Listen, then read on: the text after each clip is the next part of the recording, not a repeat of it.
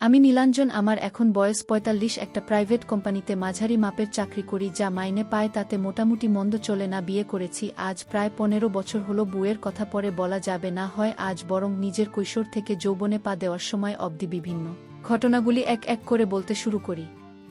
আমি স্কুল লাইফে খুব ইন্ট্রোভার্ট ছিলাম, যাকে বলে চুপচাপ ভালো ছেলে গোছের, কিন্তু যা হয় ভেতরের কামের তাড়নাটা কোনোভাবেই কম ছিল না। তখন ক্লাস 12-এ পড়ি। একটা নাইট কলেজে পড়াশোনায় মন কম ছিল, আর দিনের বেলা পড়া ছাড়া সেরকম কিছু করার অবকাশও ছিল না। কারণ তখন না ছিল মোবাইল, আর বন্ধুরাও দিনের বেলা কেউ থাকত না।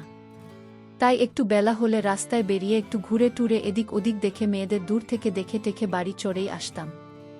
কোনো প্রেমিকা গার্লফ্রেন্ড এসব তো ছিল না। রাস্তা বাড়ির আশেপাশে মেয়ে, বউ, কাজের লোক, ইয়াং কাজের মেয়েগুলোকে দেখতাম, আর সব কিছু পর্যবেক্ষণ করে যেতাম। এরকম দিন যেতে যেতে একদিন একটা ব্যাপার ঘটল যে হাউসিং-এ থাকতাম, তার পাশের হাউজিংয়ে একটা ফ্ল্যাটে ৩ তলায় বারান্দায় একটা কাজের মেয়েকে প্রায় দেখতে পেতাম। বয়স আন্দাজ ১৮ হবে, একটু বেটে খাটো, গায়ের রং চাপা, একটা মোটা বিনুনি, আর মুখটা মিষ্টি। কিন্তু যেটা আমার চোখ টানত বেশি করে সেটা হলো ওর চালচলন। ৩ তলায় দাঁড়িয়ে থাকতো রাস্তার ধরে ফ্ল্যাট, আর আমি বাইরের রাস্তা দিয়ে হাঁটতে হাঁটতে মাঝে মাঝে তাকাতাম, দেখত, কিন্তু কোনো অভিব্যক্তি চোখে পড়ত না ওর। এর দিকে তাকিয়ে ভাবতাম, একে পটালের দারুণ আনন্দ হবে। রাস্তাঘাটে মেয়েটাকে ফলো করতে শুরু করলাম। যখন বাজার বা দোকানপাটে যেতে দেখতাম, কখনো এক পিস ফ্রক, কখনো জামার স্কার্ট এরকমই পরতে দেখতাম। অনেকবার পেছন ফিরে তাকিয়েছে, কিন্তু কোনো সিগন্যাল না পাওয়াতে ভয়ও লাগত গিয়ে কথা বলতে। একদিন সন্ধেবেলা ওর পিছু নিয়েছি। দেখলাম নিজের বাড়ির রাস্তা না ধরে একটা গলি ধরল। ওই গলিতে লোকজন খুব কম যাতায়াত করত, কারণ ওটা দিয়ে একটা মাঠে যাওয়া যেত, আর তার পাশেই একটা হাউসিং, ওটাকে শর্টকাট হিসাবে ব্যবহার করত সবাই। তবে বেশি লোক যেত না। পেছন হাঁটছি, একটা নীল স্কার্ট আর কালো রঙের টপ পরেছে, আস্তে আস্তে হাঁটছে। আমি ২০ ফিট মতো ডিস্টেন্স রেখে হাঁটছি, আর ভাবছি আজ কি ভাগ্য খুলবে। সেদিন যেন একটু আস্তে হাঁটছিল, হঠাৎ দেখি দাঁড়িয়ে গেল আর পেছন ফিরল। আমি তো ভয়ে থেমে গেছি, ভাবছি কেস খাবো নাকি। দূর থেকে আসতে বলে উঠল, এই যে শোনো। আমি তো ভয়ে ভয়ে কাছে গেছি, বলে উঠলাম, কি? ও বলল, তুমি রোজ আমার পেছন পেছন আসো, বারান্দায় দাঁড়ালে নিচ দিয়ে যাও, কিছু বলবে আমাকে? আমি আমতা আমতা করলে লাগলাম। ও বলল, উফ ভীতু কোনো এত। আমার নাম মান্তু, কোনো বাড়িতে কাজ করেই তো জানোই, তুমি তো ভালো বাড়ির ছেলে, তো আমার পেছনে কি করছো? যদি কিছু বলার থাকে বলে ফেলো, আমার দেরি হচ্ছে।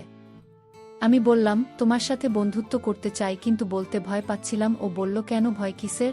আমি বললাম, না মানে যদি তুমি কিছু বলো। ও বলল, ও বুঝলাম না, আমার ভালোই লাগবে। বন্ধু হলে পরশুদিন দুপুর ১২টার পর একটু বাড়ির রাস্তার নিচে এস, তখন কেউ থাকবে না বাড়িতে। আমার তো মন নেচে উঠেছে শোনে, কিন্তু সেটা চেপে রাখলাম। সামনে বললাম, বেশ, আমি নীল একটা হ্যান্ডশেক করব। মান্তু হাতটা বাড়ায়, আমি হাতটা মুঠো করে ধরে হ্যান্ডশেক করি। আমি একটু কাছাকাছি এসে যাই, এদিক ওদিক দেখি কেউ আসছে কিনা। দেখলাম না, আশেপাশে কেউ নেই। হাতটা ধরে আরও কাছে এসে ফিসফিস করে বলি, আমরা বন্ধু তো, আজ থেকে অনেক গল্প করব। ওর চোখেও যেন কাম দেখতে পাই। নিঃশ্বাসটা ভারী হচ্ছে, বুঝতে পারি আসতে বলে ওঠে। হ্যাঁ করব তো। আমার সাহস বাড়ে যায়, একটু দুষ্টুমি করি ওর সাথে। মান্তু বলল, ইস কি অসভ্য এত তারা। পরশুদিন যেটা বললাম করো, বুঝেছ? আমার দেরি হচ্ছে এখন, বকা খাব, যাই। আমি সম্মতি জানিয়ে আর একটু দুষ্টুমি করলাম। ওর তারা আছে বলে দৌড়ে চলে যায়, আর আমি ওর দৌড় দেখতে দেখতে ভাবি, ভারী মিষ্টি মেয়েটা। একটা জিন্স আর একটা টি শার্ট চাপিয়ে, গায়ে পারফিউম মেরে রাস্তায় যেতে যেতে 2টা ছোট 5টার চকলেট কিনলাম। ওকে খুশি রাখতে হবে তো। রাগিনী সিনেমা পৌঁছাতে 3:30 বেজে গেল। বাইরে থেকে 2টা বড় বাংলা চিপসের প্যাকেটও কিনেছি। দোতলার টিকিট কাটলাম। দেখলাম খুব বেশি হলে 10-12টা সিটা বিক্রি হয়েছে। টিকিট অপেক্ষা করতে থাকলাম। ভাবলাম ও আসবে তো, তখন তো খরচ পকেট মানি দিয়ে চলত, অযথা বাজে খরচ নয় তো। চুল হবে তো। সিনেমা চলছিল, বাবা কোনো চাকরতা যাই চলুক, তা দিয়ে তো আমার মাথা ব্যথা নেই। আমার উদ্দেশ্য অন্য কিছু।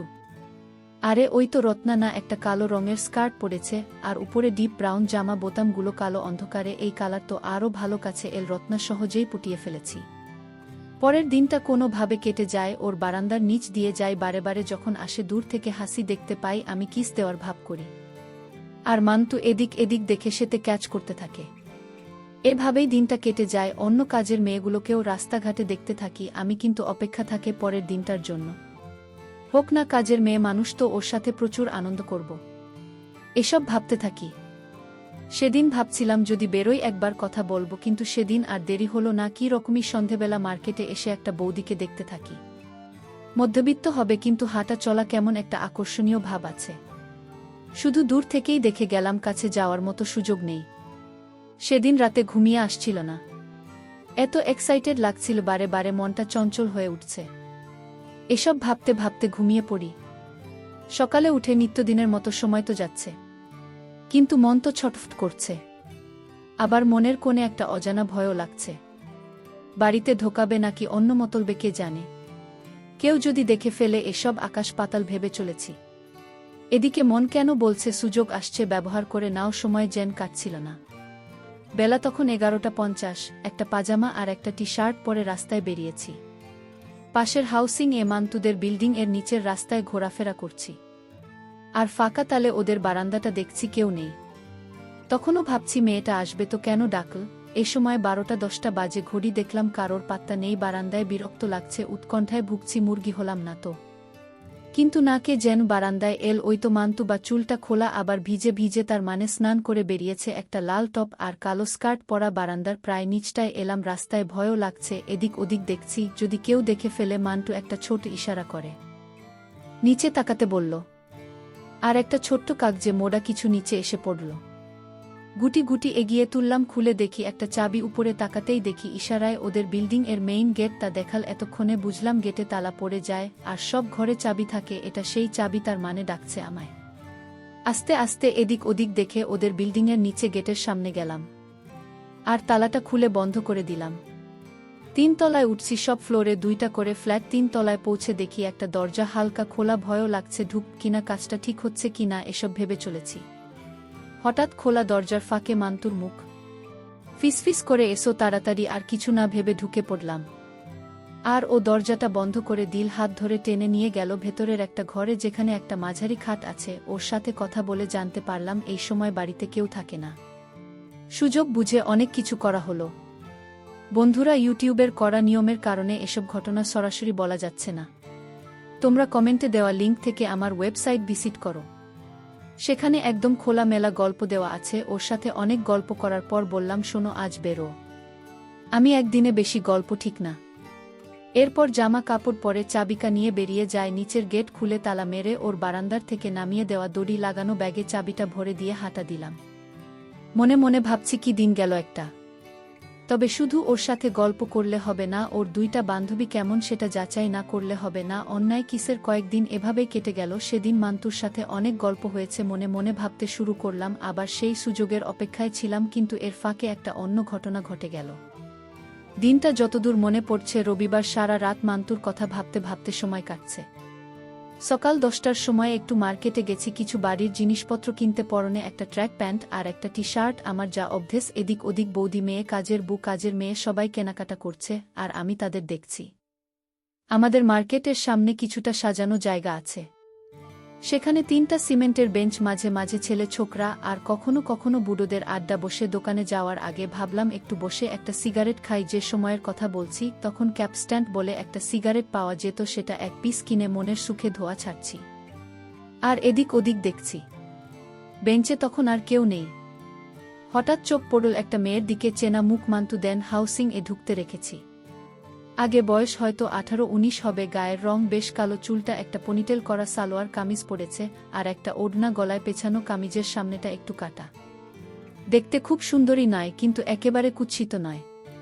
কালো কাজের মেয়েদের আমার খুব ভালো লাগে। ওর পেছন পেছন হাঁটতে লাগলাম। একটু দূরত্ব রেখে মার্কেট পেরিয়ে একটা গলি আছে, যেটা দিয়ে মেন রাস্তায় গিয়ে অন্য ব্লকের আরেকটা মার্কেট পড়ে। মনে হচ্ছে সেখানেই যাচ্ছে। থাকতে হাঁটতে দেখলাম ও অন্য মার্কেটে ঢুকল, আর আমি অপেক্ষা করতে লাগলাম।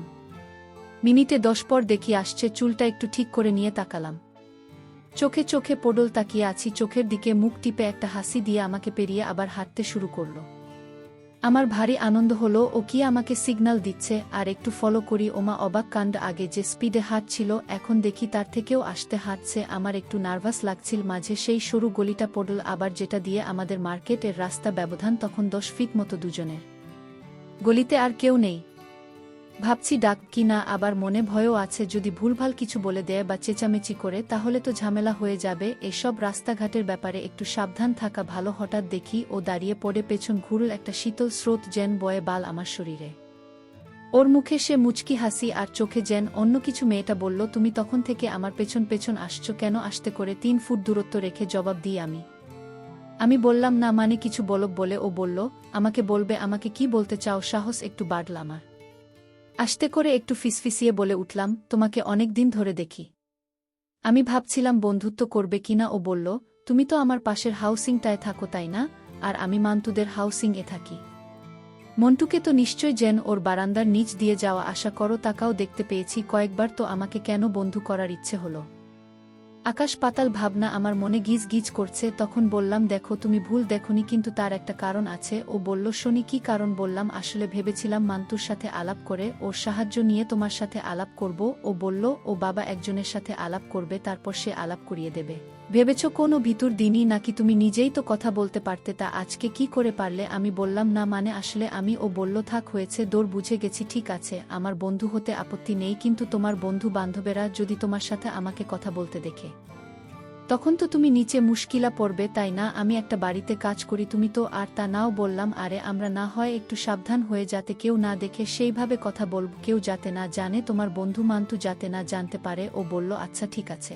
আমি রবিবার দিন সকালে কাজ সেরে বিকেলে বাড়ি চলে যাই, এক রাত বাড়িতে থেকে আবার পরের দিন সকালে ফিরে আসি। আর সপ্তাহের বাকি দিন আমি সব সময় বৌদির কাছে থাকি। দিন রাতে আমি বললাম, আচ্ছা বেশ, এই শোনো, তুমি তো আজ বাড়ি যাবে, বিকেলে দেখা করবে আমার সাথে। ও বলল, কখন, কোথায়? আমাকে সেই বুঝে বেরোতে হবে তো। বললাম, শোনো না, বিকেল 4টায় রাগিনী হলে একটা বাংলা বই চলছে, ওটা তো বেলেঘাটার শেষ দিকে, আমরা একসাথে সিনেমা দেখব, তারপর তুমি বাড়ি চলে যাবে, গল্প গুজব হবে। বলো না গো, যাবে? আর তোমার নাম কি বলো? আমার প্রেম মাখানো অস্ত্র ছাড়লাম এবার। আর সিনেমা দেখার প্ল্যানটাও তখন মাল্টিপ্লেক্স আসেনি, সিঙ্গল স্ক্রিন এরকমই একটা হলো ছিল। রাগিনী ও এর মুখটা জানা একটু লাল হলো, খুশি খুশি ভাব আর হবে না কোনো। সারা সপ্তাহ তো কাজ করে কেটে যায়, হয়তো একটু টিভি দেখে একটা ছেলে, তাও আবার মধ্যবিত্ত ঘরের প্রেম প্রেম ভাব পড়বে না মানে? ও বলল, আচ্ছা ঠিক আছে, কোথায় আসব আর কখন বলে দাও। আমার নাম রত্না। এই রে, এটা তার মানে সেই মান্তুর বান্ধবী রত্না। আমি বললাম, রাগিনীর সামনে এসো, ঠিক 3:45-এ আমি টিকিট কেটে রাখব। আমার নাম নীল। আর শোনো, তুমি স্কার্ট জামা পরো? বলল, হ্যাঁ পরি, তোমার পছন্দ? বললাম, ভীষণ গো, আর তোমাকে ভীষণ সুন্দর লাগবে, আমি অপেক্ষায় থাকব। এরপর তাড়াতাড়ি দোকানের জিনিসগুলো কিনে বাড়ির রওনা হলাম। দুপুরের খাওয়া সেরে ঠিক 3টা নাগাদ বেরিয়ে পড়লাম। একটা জিন্স আর একটা টি শার্ট চাপিয়ে গায়ে পারফিউম মেরে রাস্তায় যেতে যেতে 2টা ছোট 5 স্টার চকলেট কিনলাম, ওকে খুশি রাখতে হবে তো। রাগিনী সিনেমা পৌঁছাতে 3:30 বেজে গেল। বাইরে থেকে 2টা বড় বাংলা চিপসের প্যাকেটও কিনেছি। দোতলার টিকিট কাটলাম, দেখলাম খুব বেশি হলে 10-12টা সিটেই বিক্রি হয়েছে। টিকিট অপেক্ষা করতে থাকলাম। ভাবলাম ও আসবে তো, হোক, তখন তো খরচ পকেট মানি দিয়ে চলত, অযথা বাজে খরচ নয় তো। ওসল হবে তো। সিনেমা চলছিল, বাবা কোনো চাকরটা যাই চলুক, তা দিয়ে তো আমার মাথা ব্যথা নেই। আমার উদ্দেশ্য অন্য কিছু। আরে ওই তো রত্না না, একটা কালো রঙের স্কার্ট পরেছে আর উপরে ডিপ ব্রাউন জামা, বোতামগুলো কালো। অন্ধকারে এই কালার তো আরও ভালো। কাছে এল রত্না, চোখে চোখ, মুখে হাসি। বললাম, কি সুন্দর লাগছে তোমায়। ও একটু লজ্জা পেল, ওর হাত ধরে দোতলায় উঠতে লাগলাম। সিট পেলাম দেয়ালের থেকে 2টা বাদ দিয়ে। কিন্তু মজার কথা হলো, ওই রোতে আর কেউ নেই, আর পেছনের রোদেও কেউ নেই। বিজ্ঞাপন হচ্ছে, হলের হাইট বন্ধ হওয়ার অপেক্ষা করতে লাগলাম। অবশেষে লাইট নিভল। সিনেমার মাঝে অনেক কিছু ঘটে গেল। বন্ধুরা, ইউটিউবে এর কড়া নিয়মের কারণে এসব ঘটনা সরাসরি বলা যাচ্ছে না। তোমরা কমেন্টে দেওয়া লিঙ্ক থেকে আমার ওয়েবসাইট ভিজিট করো, সেখানে একদম খোলামেলা গল্প দেওয়া আছে। সিনেমা দেখে অনেক ক্লান্ত লাগছিল। রত্নার বেশ অনেকক্ষণই সিনেমা দেখেছে আর ললিপপ খেয়েছে। একটু পর রত্নাকে একটা গাড়িতে তুলে দিলাম। খেয়াল করলাম খুঁড়িয়ে খুঁড়িয়ে হাঁটছে। বন্ধুরা, তোমরা নিশ্চয়ই বুঝতে পেরেছ কি হয়েছে। যাই হোক, রত্না চলে গেল। আমি আরামে শীষ দিতে দিতে একটা সিগারেট ধরিয়ে বাড়ির পথে হাঁটা দিলাম। বন্ধুরা, ইউটিউবের গল্পগুলো শুনে মজা না পেলে আমার ওয়েবসাইটে দেওয়া গল্পগুলো শুনতে পারো। সেখানে প্রতিদিন খোলামেলা গল্প আপলোড করা হয়। কমেন্টে ওয়েবসাইটে লিংক দেওয়া আছে।